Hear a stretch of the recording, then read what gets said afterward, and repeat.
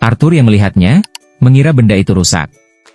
Ia pun ingin menghampiri benda berbentuk telur itu, tapi tidak jadi, karena saat pecah di cangkangnya, menunjukkan mata bersinar dari dalamnya, yang membuat Arthur baru tersadar kalau ternyata selama ini benda yang diberikan oleh Sylvia adalah telur.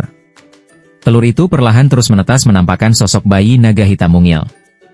Arthur memperhatikan dengan cermat naga kecil di tangannya yang selalu mengikuti gerakan kepala Arthur. Naga itu bersuara, bertingkah sangat menggemaskan, membuat Arthur senang. Tapi tiba-tiba ia digigit oleh naga kecil itu di lengan kirinya, membuat sebuah tanda dari bekas gigitan tersebut, yang terasa sangat panas di tangan Arthur. Saat dilihat, bekas gigitannya mirip seperti simbol. Si naga memanggil Mama pada Arthur. Tapi Arthur kebingungan suara siapa yang dia dengar.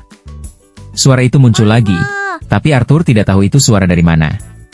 Tiba-tiba ia bergerak menjauh dari naga kecil itu terkejut, baru tersadar kalau yang memanggil Mama itu adalah si naga yang berbicara melalui pikiran atau telepati kepada Arthur.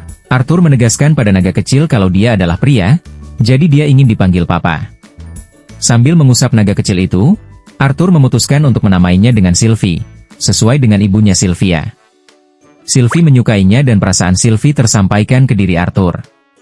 Arthur rasa tanda yang diberikan Sylvie tidak sederhana yang terlihat, karena rasanya benar-benar membuat ia terhubung dengan Sylvie.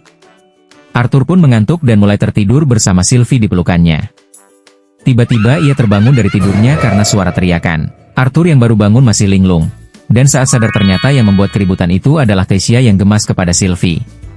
Arthur baru menyadari kalau waktu ternyata masih malam, dan kembali melanjutkan tidur.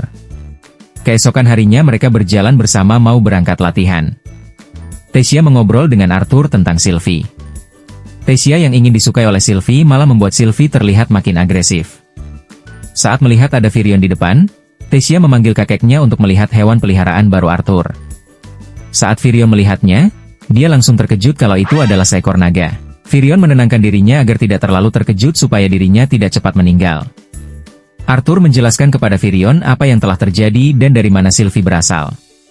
Setelah menjelaskannya, Arthur baru tahu dari Virion kalau naga seperti Sylvie hanya akan menetas di hadapan kerabat mereka biasanya. Alasan kenapa Sylvie menetas di hadapan Arthur tidak diketahui.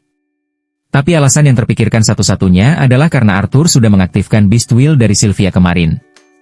Virion rasa Arthur dan Sylvie akan baik-baik saja selama Sylvie berpura-pura sebagaimana Beast langka biasa. Virion menggenggam bahu Arthur, bilang kalau dia sudah menahan penguatan inti mana milik Arthur selama asimilasi. Jadi dengan inti mananya yang sekarang sudah sepenuhnya terbangkit, Arthur harus melatih inti mana dan juga kehendak naga miliknya. Arthur bertanya apa yang harus dia lakukan. Virion menyeringai, mengatakan kalau latihan untuk memperkuat inti mana Arthur adalah dengan terlibat terus dalam pertempuran. Kata Arthur itu masuk akal. Maka, dengan melawan sesama Beast Tamer yang menggunakan tahapan wujudnya, itu akan membantu Arthur lebih berkembang, kata Virion. Penasaran dengan apa yang dikatakan Virion? Tiba-tiba ia dikejutkan dengan perubahan hawanya Virion yang menimbulkan hempasan kekuatan di sekitar. Saat selesai, Virion telah berubah menjadi sosok hitam, dan mengajak parani Arthur. Makasih banyak guys yang udah mau nonton video ini, jangan lupa klik like dan subscribe ya teman-teman. Dah.